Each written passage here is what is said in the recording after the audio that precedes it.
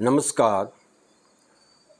आज हम class 10th के हिंदी की पाठ्य पुस्तक क्षितिज भाग 2 की तीसरी कविता आत्मकथ्य को पढ़ेंगे। आत्मकथ्य का अर्थ है अपने बारे में कहना। इसके कवि जयशंकर प्रसाद जी हैं। 1932 में हंस पत्रिका में आत्मकथा विशेषांक प्रकाशित किया गया था। उनके मित्रों ने उन्हें भी आत्मकथा लिखने का आग्रह किया, पर उन्होंने आत्मकथा न लिखकर आत्मकथ्य कविता लिखी, जिसमें आत्मकथा न लिखने के कारणों को बताया। जयशंकर प्रसाद जी छायावादी कवि हैं। छायावाद का एक अर्थ है ऐसा साहित्य जिसे पढ़ने के बाद मन पर छाया सी पड़ जाती है। आत्मकथ्य भी एक छायावादी कविता है। छायावादी साहित्य में कल्पना का बहुत अधिक पुट रहता है और लक्षणा शैली का प्रयोग होता है, अर्थात कविता के शब्दों के सामान्य अर्थों को न लेकर उनके भावों की गहराई को समझा जाता है, उसको लिया जाता है। कविता पढ़ते हैं। मधुप गुनगुना कर कह जाता कौन कहानी ये अपनी, मुरझा कर गिर रही पत्तियां देखो कितनी आज घनी। मधुप का अर्थ है मन रूपी भंवरा, घनी बहुत ज्यादा है। मेरा मन रूपी भंवरा गुनगुना कर मुझसे कह रहा है कि मैं अपनी कौन सी कहानी लिखूं। मुरझाकर गिर रही पत्तियां देखो कितनी आज घनी। जैसे पेड़ की बहुत सारी हरी भरी पत्तियां सूखती हुई मुरझाकर गिर जाती हैं, उसी प्रकार मेरे जीवन के सारे सुख धीरे धीरे मिटते जा रहे हैं। ये जीवन दुखों से बढ़ता जा रहा है। मैं ऐसे जीवन की कौन सी कहानी लिखूं। अर्थात कवि ने जीवन की नश्वरता की ओर संकेत किया है। जैसे पेड़ की हरी भरी पत्तियां सूख कर गिर जाती हैं, उसी प्रकार ये खुशियों से भरा जीवन भी एक दिन मिट जाता है। ऐसे जीवन की क्या कथा लिखूं। यहाँ कवि आत्मकथा न लिखने का कारण बता रहे हैं। आगे, इस गंभीर अनंत नीलिमा में असंख्य जीवन इतिहास ये लोग करते ही रहते हैं अपना व्यंग मलिन उपहास। अनंत का अर्थ है अंतहीन विस्तार। नीलिमा नीलापन अर्थात आकाश। असंख्य बहुत सारे।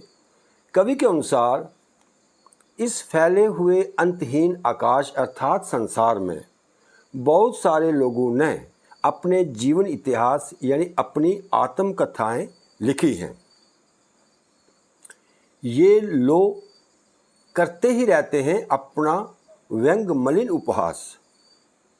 यहाँ लोग का अर्थ है लोग, व्यंग ताने मजाक, मलिन का अर्थ है मैला गंदा, उपहास का अर्थ भी मजाक है।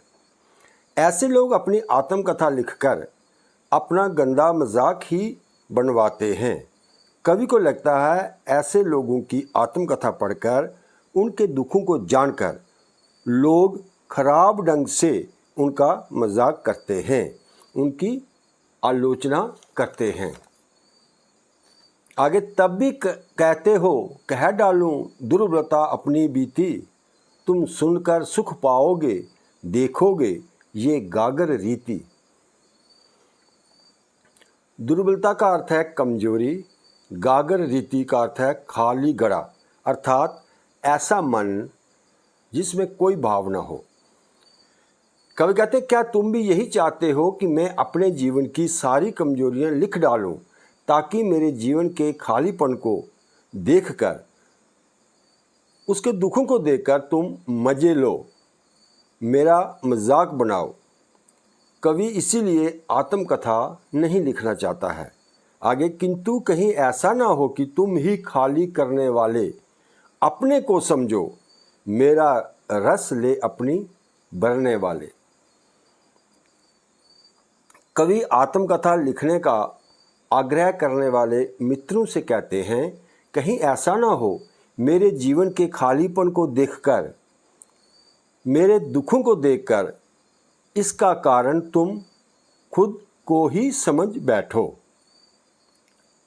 मेरा रस ले अपनी बरनी वाले, मेरे जीवन की खुशियाँ छीनकर तुमने अपना जीवन सुखी बनाया हो, पर वास्तव में ऐसा नहीं है, तुम इसका कारण नहीं हो।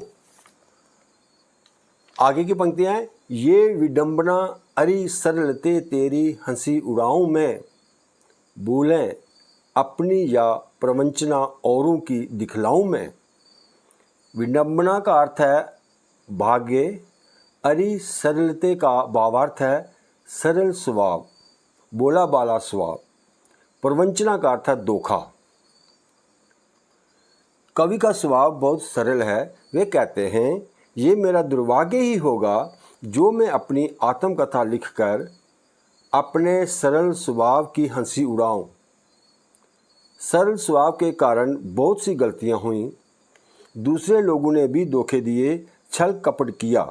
भावार्थ हुआ कि सरल स्वभाव के कारण कवि से बहुत गलतियां हुई, लोगों ने भी उनके साथ धोखा किया, जिस कारण उन्हें बहुत कष्ट हुआ। कवि इन सब बातों को आत्मकथा में लिखकर अपनी हंसी नहीं उड़ाना चाहते हैं। तो आज इतना ही। कविता का शेष भाग अगली वीडियो में पढ़ेंगे। धन्यवाद।